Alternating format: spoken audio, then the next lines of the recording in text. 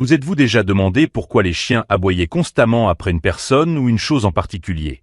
Avez-vous déjà goûté un beignet si délicieux qu'il a changé le cours de tout un village? Dans la ville d'Ogodo, une nouvelle venue mystérieuse nommée Hassana est arrivée avec rien d'autre qu'une poêle à frire et une recette secrète. Les villageois ne savaient pas encore que ces beignets de haricots croustillants et dorés allaient non seulement captiver leurs papilles, mais aussi dévoiler un réseau de vérités cachées. Quel secret Hassana cache-t-elle et comment sa présence va-t-elle affecter la communauté soudée d'Ogodo? Dans le village d'Obed, la vie suivait son cours lentement. Les villageois se levaient tôt, allaient chercher de l'eau au ruisseau, travaillaient dans leurs champs et se rassemblaient le soir sous le grand arbre Oko pour discuter des événements de la journée. Tout le monde se connaissait. C'était un endroit où les nouvelles se propageaient rapidement et les secrets ne restaient pas cachés longtemps. Les habitants d'Obed étaient simples mais superstitieux. Ils croyaient aux esprits, aux ancêtres et au pouvoir de l'invisible. Même si la vie moderne commençait à s'infiltrer dans le village, beaucoup restaient attachés aux anciennes traditions. Si un enfant tombait malade ou si quelque chose de bizarre se produisait, il consultait d'abord les anciens du village ou rendait visite à Baba, l'herboriste du village. Un jour, une nouvelle figure fit son apparition à Ogodo. Elle s'appelait Hassana. Elle s'installa discrètement dans le village, louant une petite hutte à l'extrémité de la place du marché. Personne ne savait grand-chose de son passé et elle ne donnait aucun détail. Mais il ne fallut pas longtemps pour que les villageois s'attachent à elle. Hassana ne perdit pas de temps pour lancer son commerce de beignets.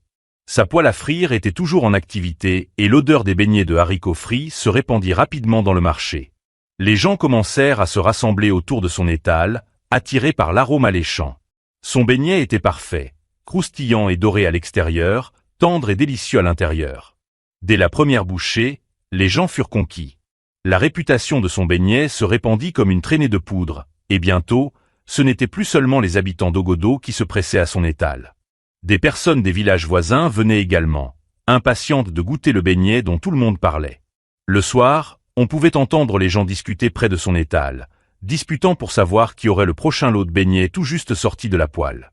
Il y avait toujours de longues files devant son étal, et parfois, la tension montait lorsque les gens se bousculaient pour avoir une place dans la queue. « Je suis arrivé en premier », criait un homme. « Non, c'est moi qui étais là avant toi », répondait un autre.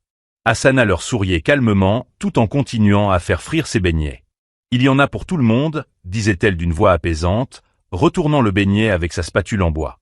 Mais même avec la foule et le bruit, personne ne semblait se plaindre de l'attente. Une fois qu'il goûtait à son beignet, cela en valait la peine. Les villageois ne pouvaient plus s'en passer. La plupart d'entre eux ne pouvaient pas passer une journée sans acheter à son étal et la louaient sans cesse pour ses talents. « Le beignet d'Hassana est le meilleur que j'ai jamais goûté », disait Afi, l'une de ses clientes régulières, avec un sourire. « Je ne peux pas passer une journée sans acheter chez elle. » Tout le monde était d'accord pour dire que le beignet d'Hassana était la meilleure chose qui soit arrivée au village. Cela devint une routine pour la plupart des gens. Dès que sa poêle touchait le feu, une foule se rassemblait. Les gens en avaient tellement envie que cela faisait désormais partie de leur quotidien. Mais bien que les villageois fussent attirés par son beignet, tout le monde à Ogodo ne semblait pas être fan, notamment les chiens du quartier. Chaque fois qu'Hassana passait, portant son bol de haricots non moulus, les chiens du village se comportaient étrangement, comme s'ils sentaient quelque chose que personne d'autre ne pouvait percevoir. Hassana était une femme dans la trentaine, avec une présence calme et discrète. Elle avait de doux yeux marrons qui semblaient souvent perdus dans ses pensées et une peau sombre et lisse qui brillait sous le soleil. Elle s'habillait simplement, portant généralement un pagne et un chemisier ample, et ses mouvements étaient gracieux et délibérés. Il y avait un mystère autour d'elle. Hassana parlait rarement de son passé ou des raisons de son arrivée à Ogodo. Les villageois, curieux au début, finirent par accepter son silence. Ce qui leur importait le plus, c'était son beignet, qui était devenu le sujet de conversation du village et au-delà. Mais alors que les villageois ne se lassaient pas de sa nourriture, il se passait autre chose qui devenait de plus en plus difficile à ignorer. Depuis le jour où Hassana était arrivée, les chiens du village réagissaient étrangement à sa présence. Ils aboyaient bruyamment, grognaient et parfois même la poursuivaient. Avec le temps, les aboiements ne s'arrêtèrent pas. En fait, ils semblaient empirer. Les chiens ne se contentaient pas de suivre l'odeur de la nourriture, ils aboyaient après Hassana elle-même. Même lorsqu'elle ne portait pas son plateau de beignets, les chiens aboyaient, comme s'ils poursuivaient quelque chose d'invisible. Au début, les villageois n'y prêtèrent pas attention. « C'est l'odeur de la nourriture », disaient-ils. « Qui ne voudrait pas goûter cette beignet ? Je suis sûr que les chiens en veulent aussi », ajoutait un autre villageois avec un sourire. L'explication semblait simple. Voir des chiens courir après de la nourriture n'était pas inhabituel, surtout avec l'arôme délicieux qui remplissait l'air autour de l'étal d'Hassana. Mais au fil des jours, les aboiements ne s'arrêtèrent pas, ils devinrent de plus en plus forts et agressifs. Même lorsqu'Hassana ne transportait pas son plateau de beignets, les chiens continuaient à aboyer à chaque fois qu'ils la voyaient. Certains villageois pensaient que c'était parce qu'Hassana était nouvelle dans le village. Les chiens ont juste besoin de s'habituer à elle, disait le père d'Afi. Une fois qu'ils la connaîtront, ils arrêteront d'aboyer. Pendant un temps, cela sembla être une explication raisonnable. Ogodo était une petite communauté et les étrangers y étaient rares. Peut-être que les chiens avaient simplement besoin de temps. Mais à mesure que les aboiements persistaient et devenaient plus intenses, il devint évident que quelque chose d'autre se passait. Le comportement étrange des chiens continua, et il ne fallut pas longtemps avant que Afi ne devienne de plus en plus inquiète. Elle ne pouvait se défaire de l'impression qu'il se passait quelque chose de plus profond. Les aboiements n'étaient plus juste un événement bizarre. Ils se produisaient chaque fois qu'Hassana passait, et cela devenait de plus en plus difficile à ignorer. Afi avait toujours apprécié Hassana. Elle visitait presque chaque matin son étal, attirée non seulement par le délicieux beignet, mais aussi par la gentillesse d'Hassana. Pourtant, les aboiements constants la dérangeaient. Cela la rongeait, la poussant à se demander s'il y avait plus à découvrir sur Hassana qu'il n'y paraissait.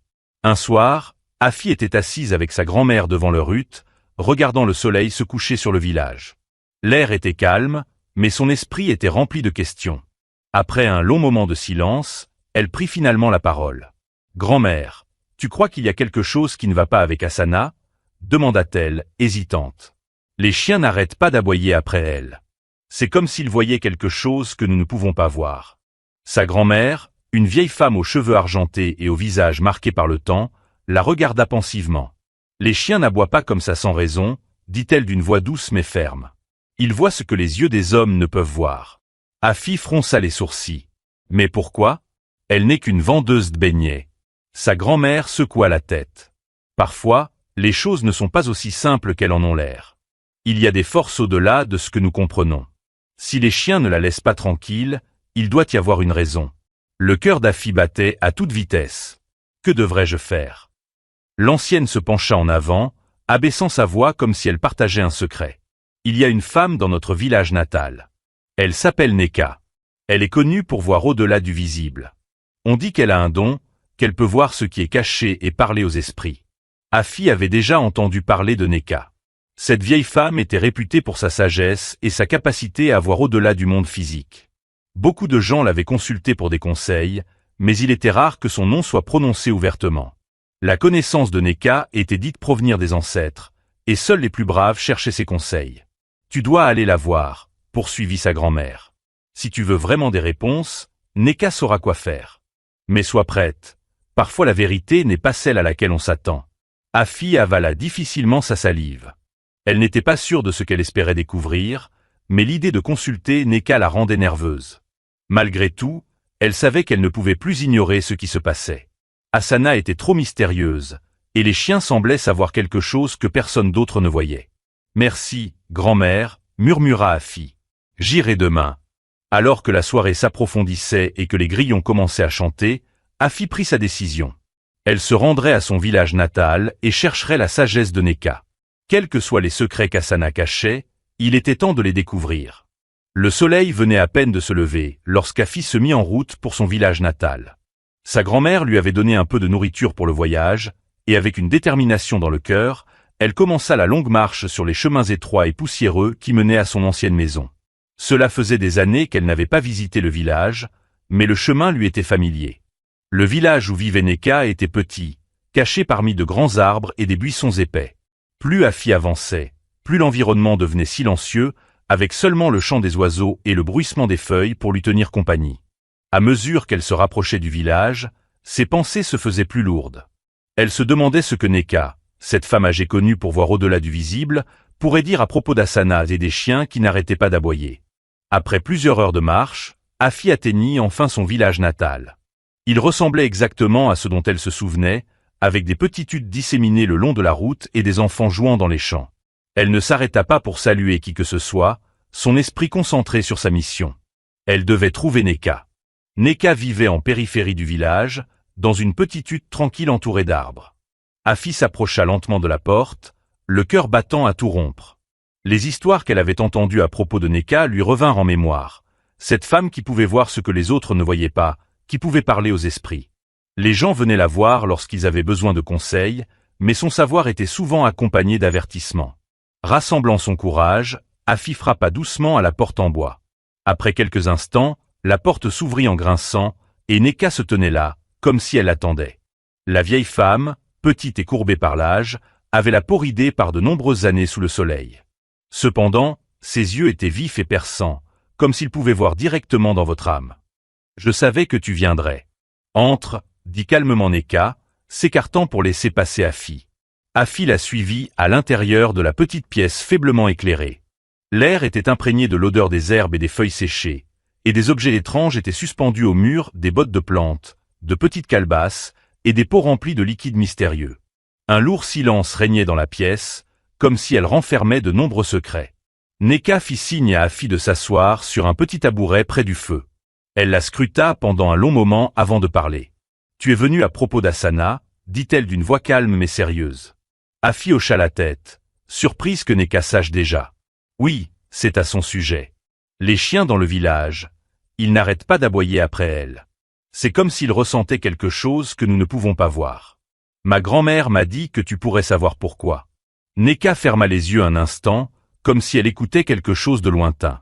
Lorsqu'elle les rouvrit, elle regarda Afi droit dans les yeux. « Les chiens n'aboient pas sans raison, dit-elle doucement. Ils ressentent quelque chose de sombre autour d'Asana, quelque chose qu'elle porte avec elle ou qu'elle aille. » Afi se pencha en avant, le cœur battant. « Qu'est-ce que c'est? Qu'a-t-elle fait ?» Mais Neka secoua la tête. « Ce n'est pas à moi de le dire. Asana doit dire la vérité elle-même. Si elle veut un jour se libérer des ombres qui la hantent, elle doit avouer ce qu'elle a fait. Ce n'est qu'à ce moment-là qu'elle pourra trouver la paix. » Afi sentit un poids s'installer dans sa poitrine. Elle avait espéré que Neka lui dévoilerait le secret, mais il semblait que seule Asana pouvait le révéler. « Que dois-je faire ?» demanda Afi à voix basse, incertaine sur la manière d'affronter Asana. La voix de Neka était ferme lorsqu'elle répondit « Retourne à Ogodo et demande-lui. Elle doit le dire de sa propre bouche, sinon les esprits sombres continueront à la suivre. Les chiens ne cesseront de hurler tant que la vérité ne sera pas révélée. » Afi hocha lentement la tête, comprenant la gravité de la tâche qui l'attendait. Les mots de Neka résonnaient dans son esprit alors qu'elle se levait pour partir. « Merci » murmura Afi, ressentant un mélange de gratitude et d'incertitude en sortant de la hutte pour entamer son retour à Ogodo. Ses pensées tourbillonnaient de questions. Que peut bien cacher Asana? Comment réagirait-elle si je la confrontais? Afi n'avait pas les réponses, mais elle savait que le moment était venu de découvrir la vérité. Afi revint à Ogodo alors que le soleil commençait à se coucher. Le village était calme, l'agitation habituelle du marché s'estompant à mesure que les gens finissaient leur repas du soir et se préparaient pour la nuit. Mais l'esprit d'Afi était loin d'être tranquille. Les paroles de Neka pesaient lourdement sur son cœur, et elle ne pouvait cesser de penser à ce que Asana pourrait cacher. Les chiens avaient déjà commencé à aboyer au loin lorsqu'Afi s'approcha de la place du marché. Elle aperçut Asana, qui rangeait son étal pour la journée. Elle semblait calme, comme toujours, empilant soigneusement ses paniers et nettoyant sa poêle. Pourtant, les aboiements des chiens, bien que lointains, rappelaient constamment que quelque chose n'allait pas. Prenant une grande inspiration, Afi s'avança vers elle. « Asana, puis-je te parler un instant ?» Asana leva les yeux, un petit sourire sur les lèvres. « Bien sûr, Afi, comment vas-tu » Afi hésita un instant, puis jeta un coup d'œil autour d'elle pour s'assurer que personne n'écoutait. « J'ai quelque chose d'important à te demander. » Le sourire d'Asana disparut en percevant la gravité dans la voix de Afi. « Qu'est-ce que c'est » demanda-t-elle, son ton devenant soudain prudent. Afi s'approcha, le cœur battant. « Les chiens, ils n'arrêtent pas d'aboyer quand tu es là. Cela dure depuis des semaines, et ça empire. Tout le village commence à en parler. J'ai consulté quelqu'un, une personne qui voit des choses que les autres ne peuvent pas voir. » Les yeux d'Asana s'agrandirent légèrement, mais elle resta silencieuse. « Je suis allé voir Neka, la voyante, » continua Afi, sa voix presque en chuchotant. « Elle m'a dit que les chiens aboient pour une raison, qu'ils ressentent quelque chose de sombre autour de toi. Elle m'a dit que tu portes un secret que tu dois confesser si tu veux trouver la paix. » Un long silence s'installa entre elles. Hassana regardait Afi, son visage impassible. Pendant un instant, il sembla qu'elle allait tout nier, mais ensuite, quelque chose changea dans son expression. Hassana baissa les yeux et soupira profondément. « Alors, nez cassé » murmura-t-elle, sa voix douce, presque résignée. Elle se détourna d'Afi et commença à jouer avec le tissu de son étale, ses mains tremblant légèrement. Afi la regardait, le cœur battant à tout rompre. « Qu'est-ce que c'est, Hassana? Que as-tu fait ?»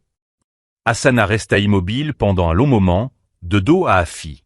Quand elle parla enfin, sa voix était pleine d'émotion. « Je n'ai jamais voulu en arriver là, » dit-elle, ses mots lents et délibérés. « Je voulais juste gagner ma vie, survivre. » Afi attendait, son pouce accélérant à mesure qu'Hassana continuait. « Je n'ai pas toujours été comme ça, » commença Hassana. « Je n'avais rien.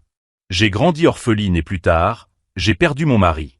Je suis devenue veuve, sans famille pour me soutenir. Mon commerce de beignets était mon seul espoir, mais il ne marchait pas. Personne ne venait m'acheter. Je n'arrivais même pas à gagner assez pour me nourrir. J'étais désespéré. » Des larmes remplissaient ses yeux alors qu'elle parlait. C'est alors que quelqu'un m'a approché. On m'a offert une solution, un moyen de renverser la situation. On m'a dit que si j'utilisais de l'eau provenant d'un cadavre, cela changerait tout. Ils ont dit que cela rendrait mes beignets irrésistibles et que mon commerce prospérerait. Le cœur d'Afi se serra en entendant cela. « De l'eau d'un cadavre ?» murmura-t-elle, horrifiée. Hassana hocha la tête, sa voix à peine audible. « Oui, de l'eau utilisée pour laver un cadavre frais. On m'a dit d'en ajouter juste une goutte à l'huile chaque fois que je faisais frire les beignets, et cela suffirait. Au début, j'ai refusé. Cela semblait insensé, mais j'étais désespéré. Je n'avais pas le choix. » Afi sentit un frisson lui parcourir l'échine. « Alors, tu l'as fait. »« Oui, je l'ai fait, » avoua Hassana en essuyant les larmes qui coulaient sur ses joues. « Je ne prélevais qu'une petite quantité à chaque fois. Tous les mois, je voyageais dans le village où l'on lavait les cadavres et je récoltais un peu d'eau. Il n'en fallait pas beaucoup, juste une goutte dans le mélange de haricots chaque fois que je faisais frire. Et ça a fonctionné comme par magie. » Elle s'arrêta un moment, sa voix tremblante. « Mon commerce a commencé à prospérer. Les gens ne pouvaient pas se passer de mes beignets. J'ai finalement pu gagner assez d'argent pour vivre confortablement. J'ai même économisé assez pour construire ma propre maison. » Afi n'en croyait pas ses oreilles. « Alors pourquoi as-tu quitté ton village ?» Hassana baissa la tête. Les gens ont commencé à se méfier. Ils ne pouvaient pas expliquer le succès soudain de mes beignets. Ils ont commencé à poser des questions, à murmurer à mon sujet. Je savais que ce n'était qu'une question de temps avant qu'ils ne découvrent la vérité, alors je suis parti. Je suis venu à Ogodo pour recommencer, en espérant tout laisser derrière moi. Et ça a fonctionné. Elle continua un moment. Tout allait bien ici. Personne ne me connaissait et mes beignets étaient populaires, tout comme avant. Mais ensuite, les chiens ont commencé à aboyer. Ils le sentent, les esprits sombres qui me suivent. Je pensais pouvoir leur échapper, mais ils m'ont retrouvé. Les chiens, dit doucement Afi, c'est pour ça qu'ils te suivent. Oui, murmura Hassana, les esprits sont en colère, les chiens les sentent, et maintenant je ne peux plus échapper. Afi resta silencieuse, choquée, le poids de la confession d'Hassana pesant lourdement entre elles. Hassana, dit-elle doucement, tu dois te confesser. Tu ne peux pas continuer à vivre comme ça. Les esprits ne te laisseront pas tranquille tant que tu ne diras pas la vérité. Hassana hocha lentement la tête, ses épaules s'affaissant sous la défaite. Je sais. J'ai porté ce fardeau trop longtemps. Le lendemain matin, Afi et Hassana rassemblèrent discrètement les villageois sur la place du marché. Personne ne savait pourquoi ils avaient été appelés et la plupart étaient venus par curiosité. Les anciens étaient assis à l'avant tandis que les autres se tenaient autour, chuchotant entre eux. Ils n'avaient aucune idée de ce qui allait se passer. Afi resta près d'Hassana alors qu'elle se préparait à parler. Le visage d'Hassana était pâle et ses mains tremblaient légèrement, mais elle savait que ce moment devait arriver. Il n'y avait plus de retour en arrière. Avec tout le village rassemblé, Hassana s'avança, balayant la foule du regard, le cœur lourd du fardeau qu'elle avait porté si longtemps. Le village était silencieux, attendant qu'elle parle. Prenant une profonde inspiration, Hassana commença sa confession. Elle raconta aux villageois tout ce qu'elle avait révélé à Afi la veille. Le sombre secret derrière son commerce de beignets, sa décision désespérée d'utiliser de l'eau de cadavre et la malédiction qui l'avait suivie jusqu'à Ogodo. Elle expliqua pourquoi les chiens aboyaient et comment elle avait tenté de fuir son passé, seulement pour qu'il la rattrape. Ces paroles flottèrent dans l'air et le silence régnait dans la foule. Les villageois n'avaient jamais soupçonné la vérité, et beaucoup poussèrent des exclamations de stupeur à mesure que l'histoire se dévoilait. Certains avaient du mal à croire ce qu'ils entendaient, tandis que d'autres échangeaient des regards inquiets. Lorsqu'Hassana eut terminé, les anciens se levèrent pour discuter de son sort. La foule attendait anxieusement, tandis que Baba, le plus ancien, s'avança pour parler. Son expression était grave et sa voix portait le poids de la décision qui devait être prise. « Hassana, dit Baba, tu as causé beaucoup de tort à ce village par tes actions. Tu ne peux plus rester ici. Les esprits sont agités et ils t'ont suivi sur notre terre. Pour cela, tu dois partir. » Il n'y eut aucune protestation de la foule. Le poids de la confession était trop lourd et les anciens du village avaient parlé. Hassana baissa la tête, acceptant son sort. Elle savait que c'était l'issue inévitable. « Tu as jusqu'au coucher du soleil pour rassembler tes affaires, » continua Baba. « Après cela, tu dois quitter Ogodo et ne jamais revenir. » Les villageois commencèrent lentement à se disperser, murmurant entre eux à propos des événements choquants. Hassana resta là un moment, prenant conscience de ce qui venait de se passer. La vie qu'elle avait tenté de reconstruire à Ogodo s'était effondrée sous ses yeux. Afi resta en arrière, offrant à Hassana un regard silencieux de compréhension. Bien qu'Hassana ait fait des choix terribles, Afi ressentait une profonde tristesse pour elle. Elle avait été poussée par le désespoir et avait maintenant tout perdu à nouveau. Au coucher du soleil, Hassana avait rassemblé ses maigres affaires dans un petit baluchon. D'un dernier regard vers le village, elle commença son voyage, quittant Ogodo à jamais. Les chiens, pour la première fois depuis des semaines, étaient silencieux tandis qu'ils la regardaient partir. Hassana était déjà partie lorsque le soleil se coucha. Son baluchon jeté sur son épaule, elle avait quitté Ogodo. Les villageois reprirent leurs habitudes, mais les événements de la journée pesaient encore lourd dans leur esprit. Les chuchotements emplissaient l'air, les gens discutaient de la révélation choquante et de la chute soudaine de la marchande autrefois aimée. Pour beaucoup, il était difficile de concilier l'image de la femme douce et gentille qu'il avait connue avec le sombre secret qu'elle avait caché.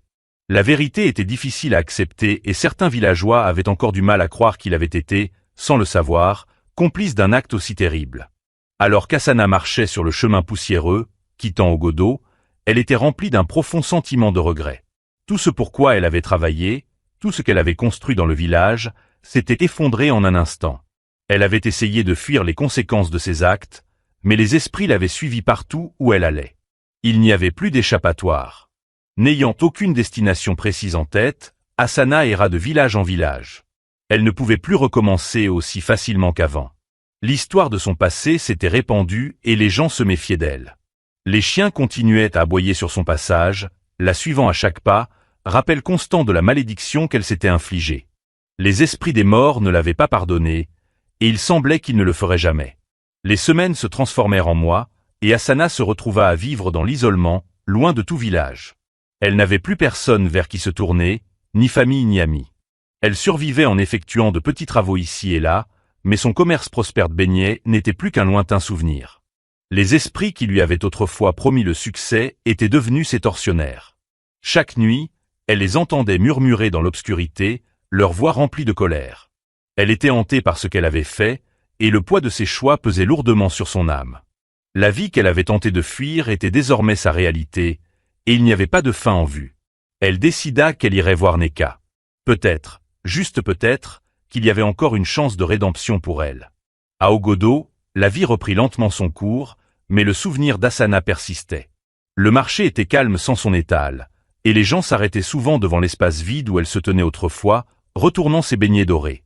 Afi, qui avait été au centre des événements ayant conduit à la chute d'Hassana, réfléchissait souvent au sort de la femme. Elle avait espéré qu'Hassana trouverait la paix, mais au fond d'elle, elle savait que les conséquences de tels actes sombres ne pouvaient pas être facilement effacées.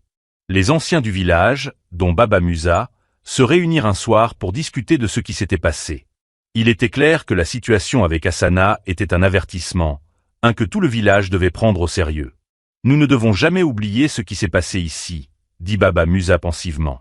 Le désespoir peut conduire les gens vers des chemins sombres. Aucun secret ne peut rester caché pour toujours. Les autres anciens hochèrent la tête en signe d'accord.